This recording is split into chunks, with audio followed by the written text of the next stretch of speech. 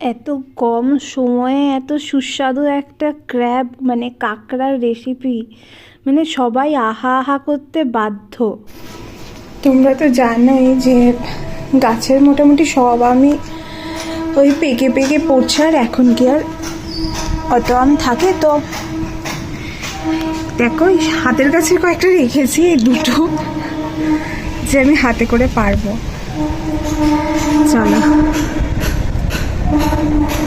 হাতে করে আম পাড়তে আমার খুব ভালো লাগে, মানে গাছের থেকে একদম হাতে করে।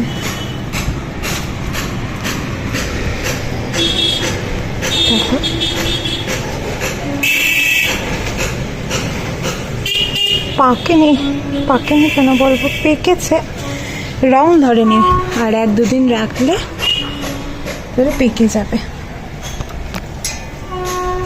সেই আরেকটা আছে,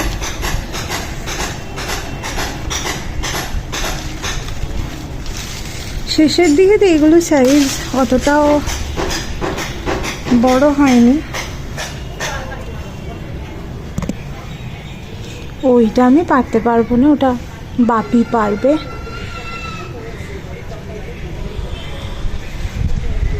এটাও বাপি পারবে। এখানে একটা আছে আর এখানে একটা আছে, আর মোটামুটি যেগুলো আছে ওইগুলো হাতে করে নয়, পড়লে যদি ভালো থাকে তো খাওয়া হবে, আর নয়তো কিছু আবার আছে যেগুলো ওই ভাম বলি, ভাম খাবে, ওদেরও তো খেতে ইচ্ছে করে। যাই হোক, চলো। তো সকাল সকাল গাছের আম পেড়ে মানে সকালটা শুরু হলো। আর আজকে অলরেডি দেখতেই পাচ্ছ ওয়েদারটা মেঘলা হয়ে আছে, পুরো ক্লাউডি আকাশ, আর সামনে মানে বৃষ্টি পড়ছে হালকা হালকা গুড়ি গুড়ি টিপ টিপ করে। আর এর মধ্যে আজকে একটা আমরা দুর্দান্ত রেসিপি বানাবো, মানে আমার তো খুবই প্রিয়। এটা হচ্ছে ক্র্যাব।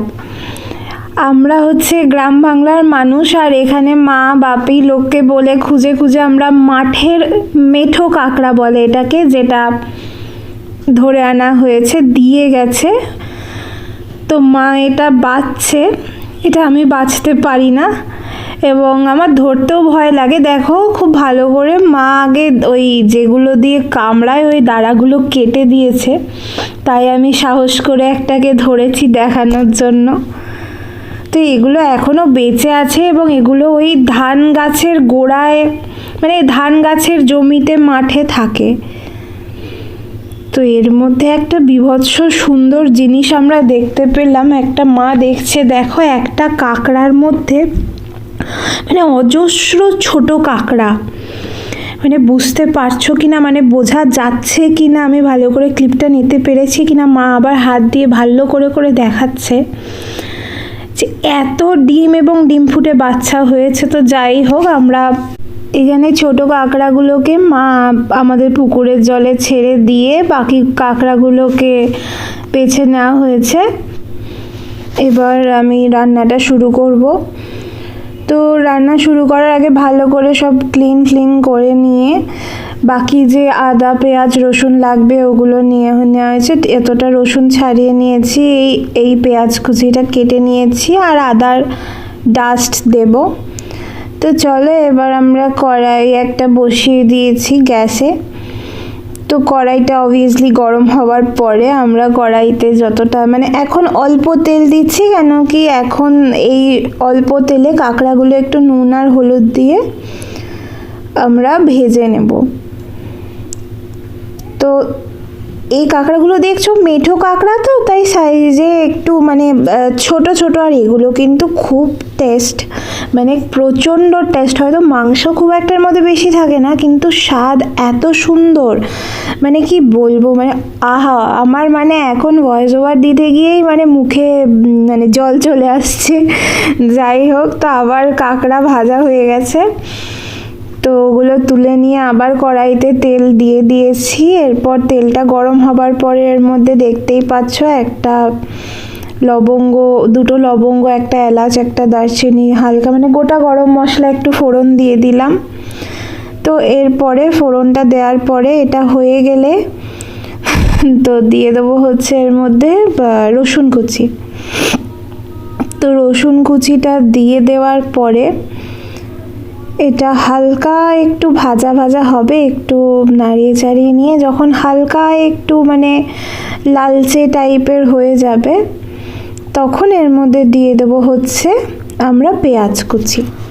তো পেঁয়াজ কুচি দিয়ে দিলাম। পেঁয়াজ কুচি দিয়ে দেওয়ার পর আমি এখানে অল্প একটু নুন দেবো যাতে পেঁয়াজটা ভালো করে গলে ভাজা হয়ে যায়, মানে পেঁয়াজ থেকে জল বেরিয়ে যায়। তারপর ভালো করে নাড়াচাড়া করে নিচ্ছি, মানে সব একবার মিক্স করে নিচ্ছি।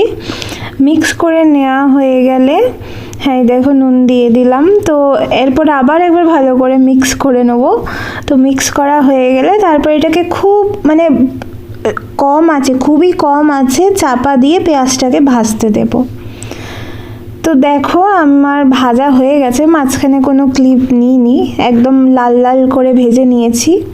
ভাজা হয়ে যাবার পর মানে সেদ্ধ ভাজা আর কি, একটু দুটো কাঁচা লঙ্কা চিড়ে দিয়ে দিলাম আর হাফ টমেটো বীজগুলো ছাড়িয়ে, আমরা টমেটোর বীজটা খাওয়া প্রেফার করি না, দিয়ে দিলাম। তার মধ্যে দিলাম একটু আদা গুঁড়ো। তো মা আদাটা খুব প্রসেস করে সুন্দর করে গুঁড়ো করে রাখে। তো এরপর দিয়ে দিলাম সব মশলাগুলো। আমি মানে গুঁড়ো মশলাই ইউজ করেছি সমস্ত কিছু, যেমন ওই হলুদ গুঁড়ো, তারপরে এটা দিলাম হচ্ছে কাশ্মীরি লঙ্কার গুঁড়ো। তারপরে দিয়ে ভালো করে নাড়াচাড়া করে নিয়ে এবার যেহেতু তোমার এটা হচ্ছে গুঁড়ো মশলা, আরও দিলাম যে জিরে গুঁড়ো দিলাম আগেরটা, আর এটা হচ্ছে ধনে গুঁড়ো। সমস্ত গুঁড়ো মশলাগুলো মোটামুটি দেয়া হয়ে গেল। তো এই যেহেতু গুঁড়ো মশলা তাই এখানে একটু জল দিয়ে দিলাম যাতে মশলাগুলো ভালো করে কষে নেওয়া যায়। মশলা অলমোস্ট কষানো হয়ে গেছে, দেখতেই পাচ্ছ। আমি খুব একটা বেশি তেল দিইনি, তাই সাইডে অতটাও তেল বোঝা যাচ্ছে না, তবে সামনাসামনি মানে বুঝতে পারছিলাম যে তেলটা ছেড়ে দিয়েছে, হালকা গায়ে লাগা আছে। এবার আমরা দিয়ে দেবো এখানে যে ক্র্যাবগুলো ভেজে আগের থেকে রেখেছিলাম। তো মানে রান্নাটা এতটাই সুস্বাদু হয়েছিল, আমি ভয়েস ওভার দিতে গিয়েও আমার জিভে জল মানে চলেই আসছে, আবার সেই স্বাদটা মনে পড়ে যাচ্ছে আমার মাথায়। তো যাই হোক, এখন আমরা এই কষা মশলাটার সাথে ক্র্যাবগুলো মিক্স করে নিচ্ছি ভালো করে। তো এখন আমরা সমস্ত কিছু দেখে নিয়ে যেহেতু অলরেডি শুকনো হয়ে আছে তাই আরেকটু জল দিয়ে দেবেন, জল দিয়ে যাতে ক্র্যাবের সাথে মানে ভালো করে মশলাটাও কষতে থাকে, তাই ভালো করে জল দিয়ে মিক্স করে আমরা এটাকে আবার চাপা দিয়ে হতে রেখে দেবো। মানে ধিমি ধিমি আঁচে হবে, যেটা আমি আগেও বলেছি আমি যেটা প্রেফার করি যে কম আঁচে চাপা দিয়ে সবচেয়ে ভালো রান্না হয়, আর স্বাদটাও খুব ভালো এনহ্যান্স হয় বলে আমার মনে হয়। চাপা দিয়ে দিয়েছি, দেখো অলরেডি আমি গ্যাস কমিয়েই দিয়েছি। তো কিছুক্ষণ হয়ে যাবার পরে মানে 5-7 মিনিট বাদে আমি আবার চাপাটা খুলে নিলাম।